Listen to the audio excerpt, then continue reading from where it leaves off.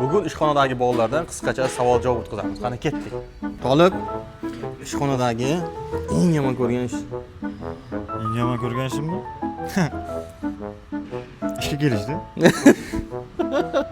Eng yaxshisi-chi? Eng yaxshi ishga soqqan qilish eng yaxshisi. Malades, kiyib olish, ha? Zo'r. Jiyanimga kelamiz. Bu radnoy jiyanim bo'ladi, Salohiddin. Eng yaxshi ko'rgan ishing ishxonadagi. Eng yaxshi ko'rgan ishim afishkalar yuvish.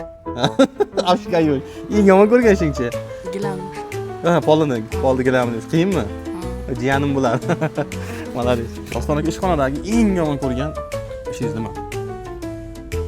Nexta shu o'ynasaga orqalab o'ylaydi. Orqalab o'ynash. Eng yomon ko'rgan ish shu. Juda yomon. Eng yaxshi ko'rgan ishingiz-chi? Eng yaxshi shu tanyovka aka. Chexolchimizdan so'raymiz. Ishxonadagi eng yomon ko'rgan ishing. Eng yomon ko'rganimiz damizga polik tikish. Polik. Qiyinmi shuncha? Qiyin emas. Eng yaxshisi-chi? Eng yaxshisi mana shu patolog rol tikishda. Ishxonadagi aka yo'l vaqtimni uradi katta o'rindan kelishdi. Juda jiddiysan, ha? Aka Eng yaxshi ko'rgan ishing-chi? yaxshi ko'rgan ish polirovka aka o'zimiz ish. Eng yomon ko'rgan ishing nima? Eng yomon ko'rgan ishim Damas ishida. Damas ishida. Damazda. Vakuum qilishmi? Eng yaxshi ko'rganing-chi? Kobulka. Damazchilar. Bilasan, sening gapingni eshitsa xafa bo'ladi lekin. Qiyinmi? Material yo'q Material buni. nozik. Shunaqa ekan.